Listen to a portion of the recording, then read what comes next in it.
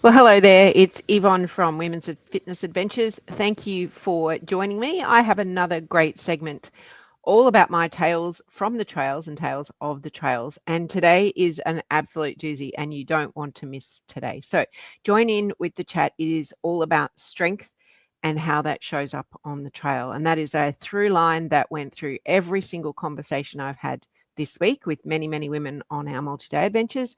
But it also is a through line that has been there for the whole 12 plus years we've been taking women on hiking adventures all over the world. So listen up, there is lots to learn, lots to gain, and I would love any insights that you have or would like to share. So part of what we do at Women's Fitness Adventures, part of the multi-day adventures that we do, is we now have a 15-minute call with each and every one of our adventurers, one-on-one. So it's not in a group situation. You can ask any question and we can check in as well. And the thing that came through my chats with our Great Ocean Road group this week was not necessarily about our fitness anxiety. It was about the strength anxiety. Did I have the strength to get through the week? And this is not just related to the Great Ocean Road fitness adventure. This goes through every single adventure that we take. The theme is the same. The theme with women is the same. So it's not a fitness anxiety thing. It's a strength anxiety. And I know that several of the ladies that I chatted to just this last week said to me that when I did the strength work, it showed up on the trail. Now, if you are in Australia, you may have realised or seen that the Australian government released our new exercise guidelines last week. So what that is saying is minimum of 30 minutes vigorous exercise every single day, and then 3 strength training and 3 functional fitness training sessions per week. Now that is a lot by any standards, and it's a lot if you happen to work full time or don't have any spare capacity to devote to just exercising. So if you're a hiker, the great news is that this can all be integrated as part of your hike experience, your hike training, your hiking journey, and not only will it make you a stronger hiker, but you'll also be ticking the box for what the Australian government considers to be our minimum daily exercise requirements. So point one, I've got 5 points that I want to make. But what I know from years and years of strength training, so 20 years taking, 12 years taking women on fitness adventures all over the world, and another 8 years in women's fitness. So 20 years, 2 decades of being in the women's health and wellness space, 2 decades of teaching women about strength. So I know what I'm talking about, and I want you to listen up, and I want you to take away some stuff. And I'm giving you a big love slap. I want you to do it. So the difference, point one, the difference between being tired and the difference between being fatigued is strength. Okay, so if we're tired, that is recoverable. That will go away at the end of the day when we get home. Or it will go away after you have a brief rest on the trail. You stop, you rest, and then you continue on. But fatigue gets in our muscles, it gets in our legs. They stop responding reliably. Our foot placement gets pretty sloppy. You've all probably been in this experience. And the descent becomes a little bit riskier. We tend to start second guessing ourselves. When we do our strength training, it will delay this neuromuscular fatigue quite significantly. So as our legs get stronger, we delay the time it takes for our body to get fatigued. A strong muscle will fire continuously and more efficiently for much longer before it gets to exhaustion, which is why I'm always saying, if you attend our live fitness classes, is we really want to have strong glutes. We really want the glute muscles to be the muscles that get us through most of the day with our legs, and the muscles around it that support that. What the last thing we want is to be dragging our feet towards the end of the day. So how do you know the difference between tired and fatigue on the trail? This is what I see. This is what I have seen for a long time, and I'm just calling it out today. So on the trail, we'll see a shuffle, and I've seen as we get towards the end of the trail, the less lifting of the legs. So a tired hiker will still place her feet with intention. A fatigued hiker will shuffle along and not really be intentional about where the feet are going. The tired hiker will be as I said, intentional. She'll watch where her feet are going. She'll choose her step wisely. But a fatigue hiker will shuffle. The feet won't lift as much. The toe catch on trees or logs that are on the track is a higher risk. And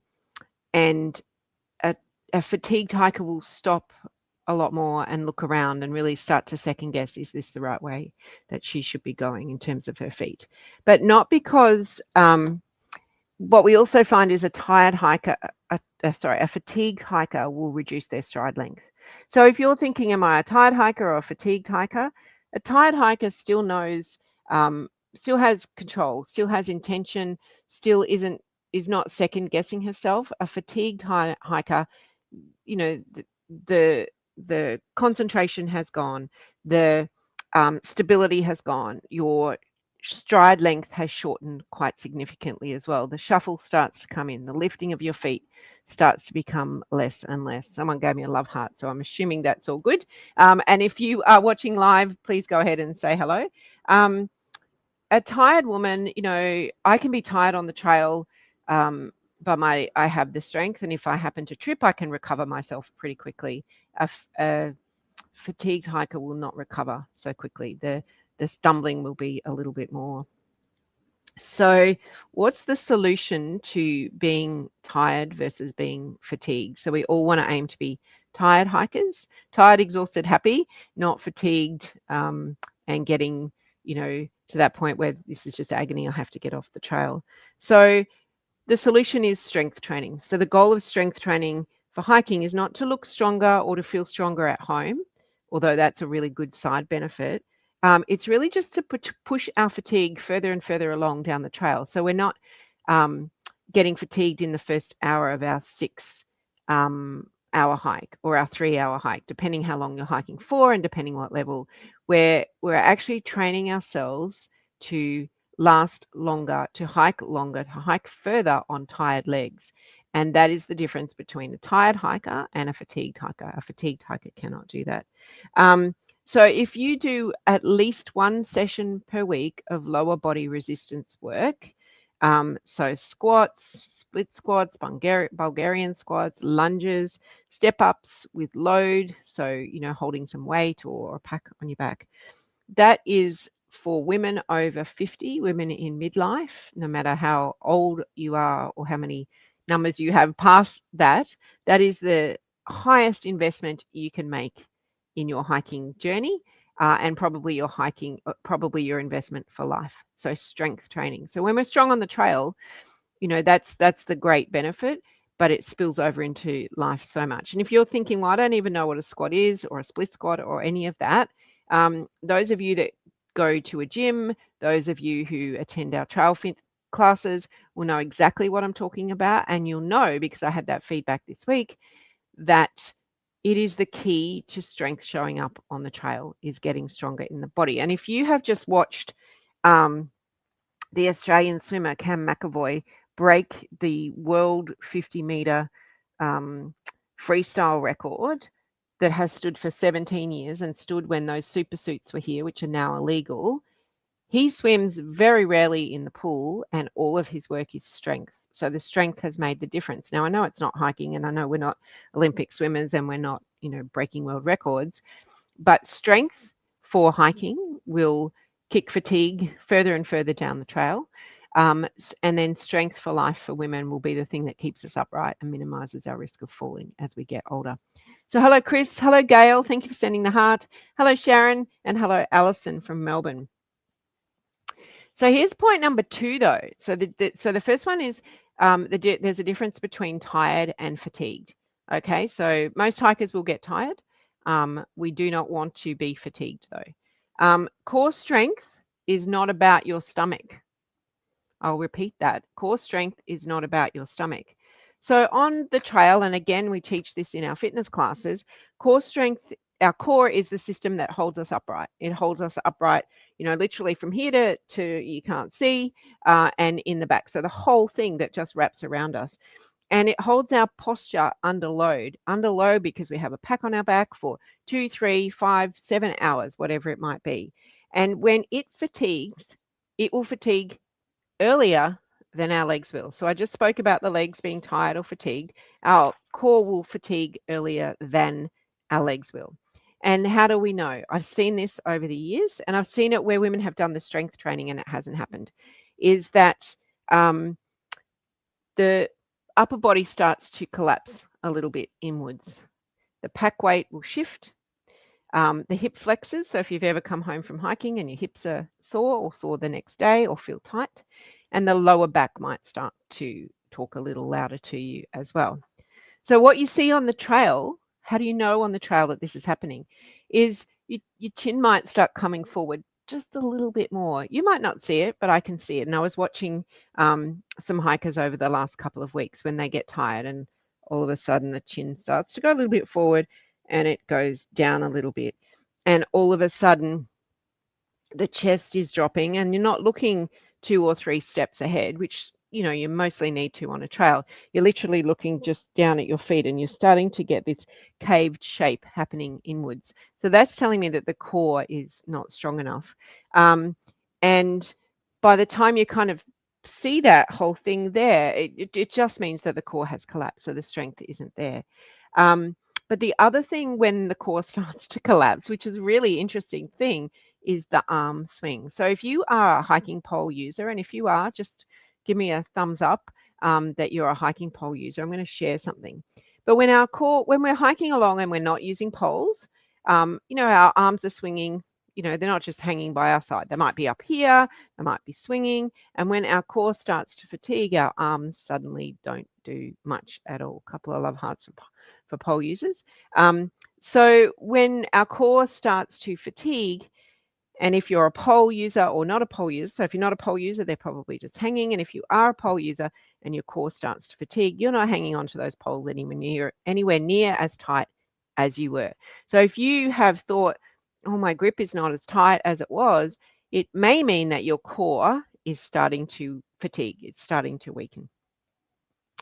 And then I've also seen women who are hiking along with their poles and go, oh, yeah, I don't need the poles now. And I couldn't be bothered putting them in my backpack. So I'm just going to hold them here, or I'm going to hold them here and just walk along.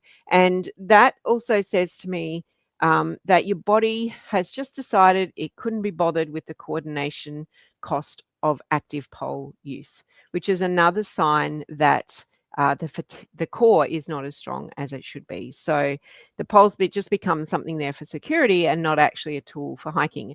And we do say that if you have poles, you use them. You don't just carry them along. You either use them or you put them away. So really interesting fact there that if your arms aren't actively doing the work, if you're suddenly just having those poles there and you just like tip tap tip tap tip tap, it may mean that your core has started to fatigue. And have a look at your body language, or have a look at other hikers out on the trail and what their body language is doing as well. So the solution, again, the government guidelines, but something that our members have access to 24/7 on demand or live, is core work 3 times a week. So it doesn't have to be I've got to do core 3 times a week, and I've got to do strength 3 times a week, and I've got to do functional 3 times a week. They can all be integrated, and that's the benefit of training for hiking. So it doesn't have to be crunches. It can be very pelvic floor safe activity as well. The things that we love, our exercise of the year for 2024 was the dead bug. It can be the bird dogs. It can be our single leg holds or our plank variations. And we did some side plank variations the other day. So all of those activities just build endurance inside our body. We're not just isolating the strength to one part of our body, they're building endurance across the whole thing. And our core muscles on the trail need to hold for hours. And if you think about it, when we're normal, when we're not wearing a pack, we haven't got anything trying to counterbalance us, trying to change our center of gravity, then all of a sudden we put a pack on and it may weigh, anywhere, depending what you're doing, from 4 kilos up to 15 kilos, and that will change everything dramatically. And we need to make sure that our structural system is designed to help us push fatigue down the trail, so we don't have this feeling of it all fatiguing too early on in the trail. So that's the second point. The third point is hiking on fatigued legs is a skill. So we want to make sure our legs are, when so we get tired or fatigued. When we get fatigued, we tend to not lift our feet. But we can train ourselves to hike on these fatigued legs because let's face it, when we're on a multi-day and we're hiking day after day after day, we do get tired and we do get fatigued, and we might wake up and go, oh, my body's feeling exhausted. That is fatigue. That's not tired. Tiredness goes away. You have a rest and you think, I can get up and go again. So when we hike on tired legs or fatigued legs, that's why we give training plans. That's why we want you to do 2 days of hiking in a row, not to replicate the trail, but to know what it's like to hike on legs that are fatigued, that legs that feel you know, when I'm this tired in my training, what happens to my feet? Do I lift them? Do I shuffle? Do I, if I lose my balance, do I recover quickly or not? To know what that feeling is like, and then your muscles get stronger the more you train on those fatigued legs.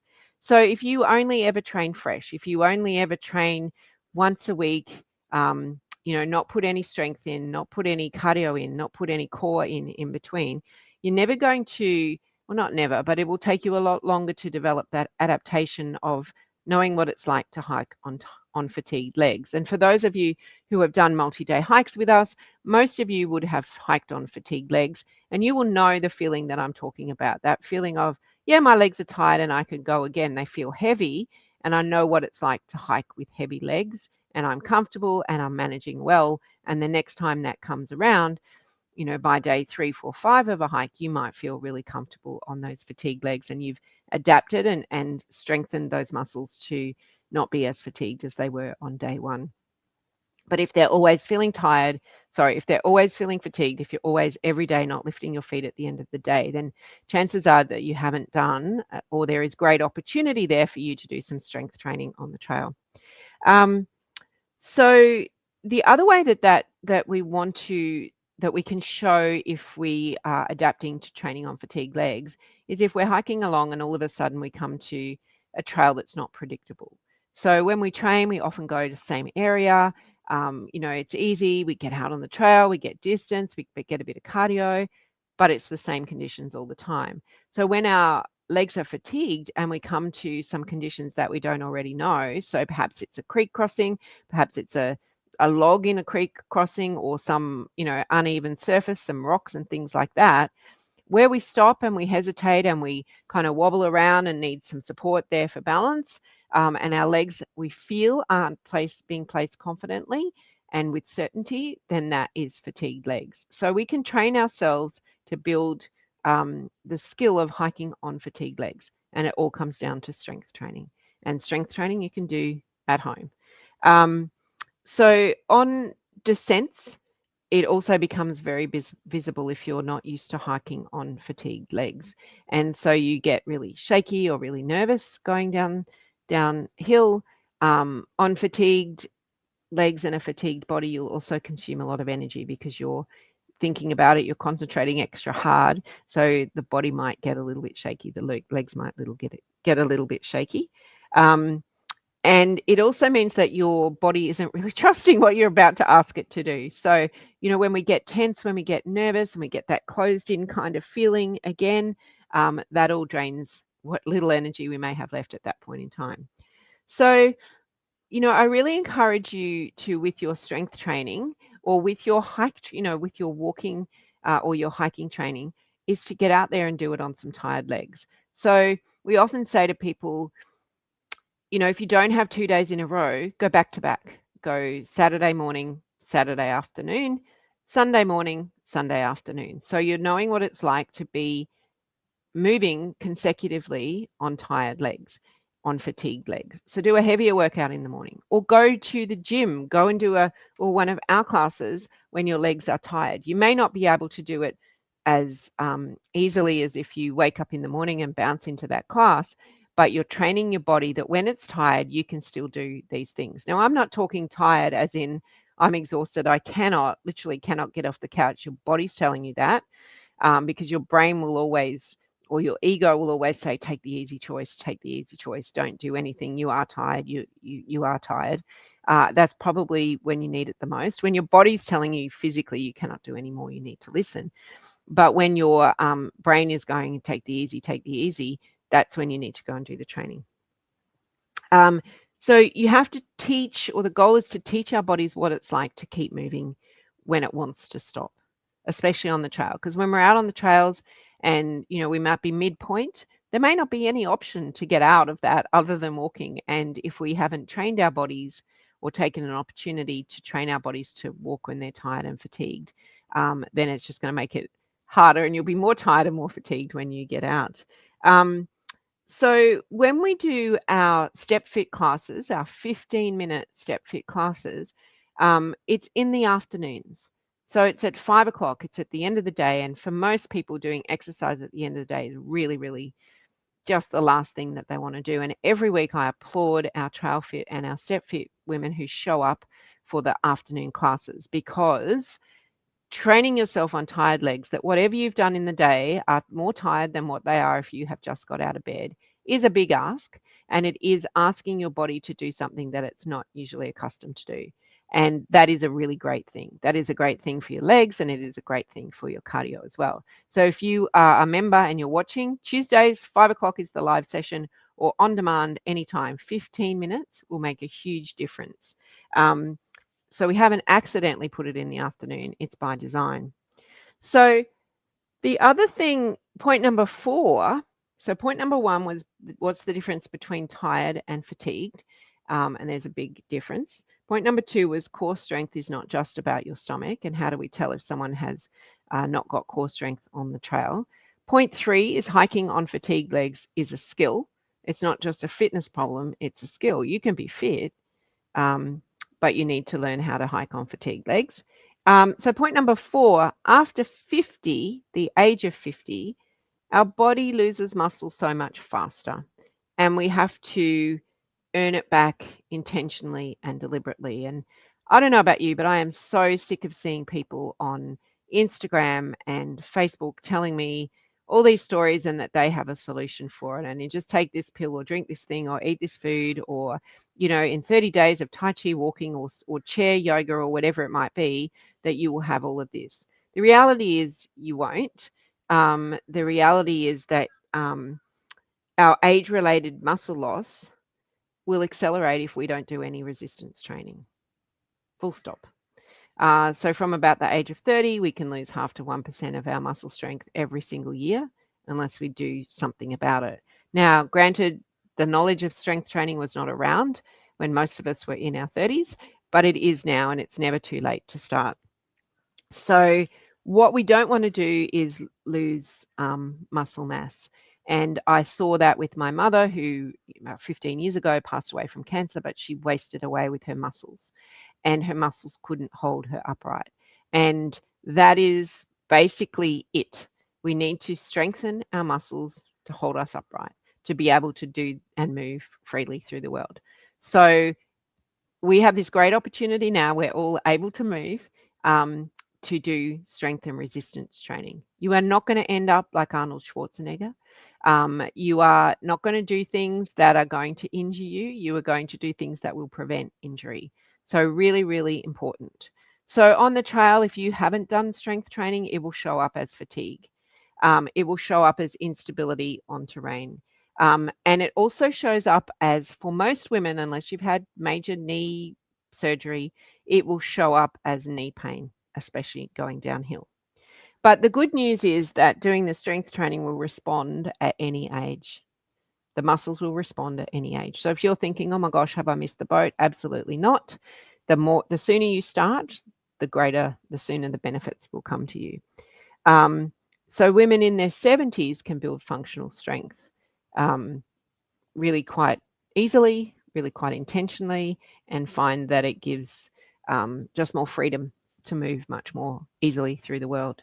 So what you see on the trail when the strength training hasn't been done is that lightness of step. You'll see instability on the trail. On loose grounds and creek crossings, women who have that functional strength will move freely and quickly and readily through it. And if she happens to lose her balance, she can quickly recover and compose and keep moving. If the muscle mass has just declined, then that flexibility and fluidity of movement just isn't there. So the corrections are slower. They take a lot longer. They're less reliable. So you might reach for a branch as you're crossing a creek and hold on to a branch. Or if you're coming downhill, you might want to grab a tree and hold on to the tree. So that strength shows up in very, very visible ways. So have a think about if this is in your hiking experience. No one's shared, and we're less viewers than we are normally. So I think the topic might have scared people off as well. But this topic is so important, which is why I'm being a little bit stronger than I normally am or normally would be. So if you think that is you on the trail where, you come to something and it's maybe a bit steeper and you've got to hold on to something, or the creek crossing is a little bit more unstable than I think and I have to hold on to branches, then that is strength or lack of strength work showing up on the trail.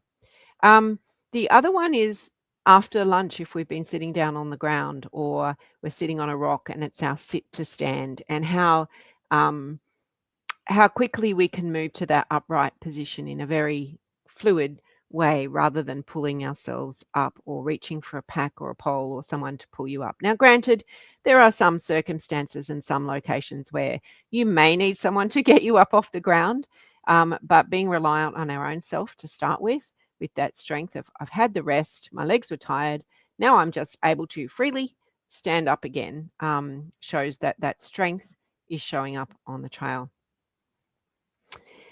So, as I keep referring to the Australian government guidelines, that resistance training, that, um, you know, muscle maintenance for midlife is really, really important. So 3 times a week, if you can, twice or 3 times a week, um, is where you will start to see a genuine difference. And you may not think I've been talking about this in our trail fit training for quite a while now. We do a lot of hip work, do a lot of mobility work, and one of our goals for a long time is for all of us to be able to put our undies on while standing up without holding on to anything. And you know, for all of us that have been doing this work, it's almost like we have to push our legs down because we're so adept at lifting our hip, that mobility in our hip high enough that, putting the undies on, standing up, or the socks on, or even the leggings on now, standing up is a relatively easy task. So, if you're not doing resistance training, um, you know, just getting out on the trail alone won't give you that strength in your legs. So trail fit training, or we have guidance for any of our members who go to a gym with a personal trainer to give them this type of information. Specifically designed around the muscle groups that matter the most when we're out hiking on the trail. So our glutes, quads, hamstrings, hip stabilizers as well. So think about that. I love it, Rebecca. You're the only one who's commented so far. And Rebecca says, it's funny. I love that we can all say back when we were in our 30s, it feels so long ago. It does, but it was gone so fast as well. So thank you for sharing that. And point 5, strength is the confidence variable that no one really talks about. So women who are strong on the trail, they're not necessarily the fastest, they're not necessarily the thinnest, they're not necessarily the fittest either, but they move with a confidence that is very visible and they feel that confidence as well. So have a think about that. You might see a hiker on the trail and think, gee, I wish I was like her. And generally, I know when our members say that, I know that her, and I know where her started, and I know what her journey was, and I know that her journey followed all the things that I'm talking about this afternoon. They commit to their foot placement. They don't hesitate on the descents. They might stand there at the top and read the trail, but they don't hesitate once they start. Commitment is success on the trail. They stand up out of lunch and just are ready to go. They show up. Every single decision that their body is making has been trained for the moments on the trail. So you will see a strong, confident hiker. You'll see where they place their feet. You'll see where their eyes go. You'll see how their posture stands. They're generally reading 2 or 3 steps in front. They're trusting where their feet are being placed. and when the trail changes from being gravelly to perhaps being tree rooty, or being steeper, or being, steep decline or steep ascent.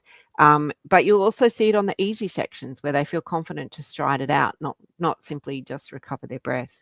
Um, so what also happens is the ones who haven't been doing strength is that the gap generally starts to get a little bit bigger. Now, I know I've spoken on the trail on here a lot lately about things you can do to improve your pace without actually improving your fitness. And that's things like making sure you've got your backpack on, and, not always waiting to the end, and, that sort of thing. And you can go back and visit those, that talk. But as those who have done the strength training, as the time on the hike goes on, the gap tends to get bigger between those who have done the strength training and those who haven't. And remember, I said it's not about the fittest, it's not about the fastest, it's not about the thinnest, it's about who's done the strength training, and it really does show up. Um, and the other thing that shows up is they generally stop talking. So the ones who've done strength training tend to talk more and more and more. And if you haven't done the strength training, you're generally finding it a little bit harder, and you get a little bit quieter. You're concentrating on where your feet are going. You're thinking, how long have I got to go? So the great news is it's not all doom and gloom. The great news is that you do some strength training, and, within a couple of weeks, you will feel stronger. You will feel more confident, you will feel more capable. And we've researched this independently for a couple of years with our Couch to Mountain groups. And we know that when they're stronger and fitter for the trail, confidence, self-esteem, commitment to self, time spent exercising, all of those things improve dramatically, not just pre the adventure, not just after the adventure, but 6 months after the adventure as well. So we know from our independent research that strength training, that commitment to a goal and doing the training and showing up, really makes a difference. So the solution here, or what to look for, is to reframe your training. And it's not just preparation for training. Strength training is really determining the way that your hike is going to go. So it's a whole little ecosystem, really.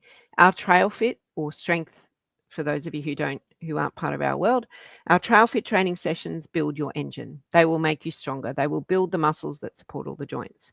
The step fit, which is cardio, and it is lifting of feet, intentionally designed to be in the afternoon when we're tired, builds our fatigue tolerance and our trail specific pattern. So what do we do with our feet? How do we walk through this trail without concentrating on our feet too much? And together, those two things are really our trail preparation system. Every exercise that we do, and if you have a personal trainer and would like, the information for them, then for members, they're in our resources. Every exercise that we suggest exists because we've been watching what's been happening on the trail for over 12 years. And real trails with real women, and women give us feedback, and women ask us questions, and women go and do what we suggest because they know they want their hiking experience to be great. And let's face it, the stronger we are, the we can minimize our risk of injury. And one of the things that I hear a lot is, I don't want to fall over and have to deal with the consequences of the things that have to go on in my life for the next couple of days or weeks if I'm injured. So strength training will help overcome that as well. So most hiking training programs and most fitness programs out there prepare women, especially midlife women, for fitness. Our training and all the things I've spoken about today prepare you for a specific physical experience, and that is time on the trail across a single day, across multiple days, on varied terrain in various locations and climates all over the world, carrying a load, carrying your backpack in a group. And that is something that we've built over 12 years because we've watched women in midlife find the joy of hiking on the trails, find the friendship and camaraderie of going on an adventure, or being in a community where everyone is uplifting and supportive without any competition. So if you are sitting there thinking, oh my gosh, what did Yvonne just deliver me? I feel that I haven't been doing what I need to do. Or, gosh, Yvonne delivered that, and I'm so glad that I've been doing that strength training. Now is your time. Now is your time to really, if you want to lift your hiking game to another level, whatever level you're at, and there's lots of love hearts there, so thank you. Think about all the things I've said. Think about your arms, and how you use your poles. Think about, where your head goes, where your eyes go. Think about being tired or think about being fatigued. And there's a really great opportunity now to jump into the strength training, the trail fit training, our step fit training, or to ask as members for our guide for your personal trainer for the gym. Or if you're not a member yet, to either join our community or think about this and how this might apply to your trail experience. So if the trail has always been delivering you the same and you think, I just want to get fitter, perhaps it's not fitness at all that you need. Perhaps it's just lifting the strength gain. And then, of course, you're doing exactly what the government wants us to do and meeting our new exercise guidelines for Australia as well.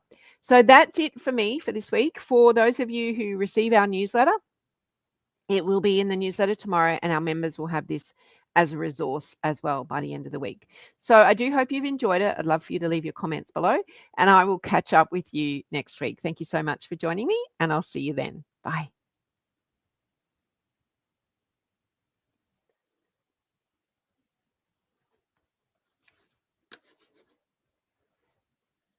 To end. I can't figure out how to end.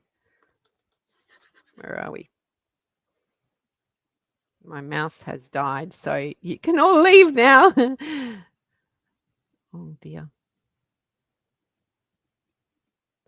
Yeah, this is not working. So off you go. You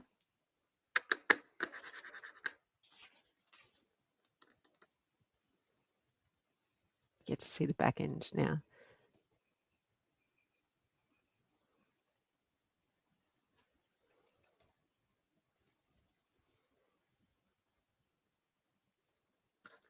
This is so weird.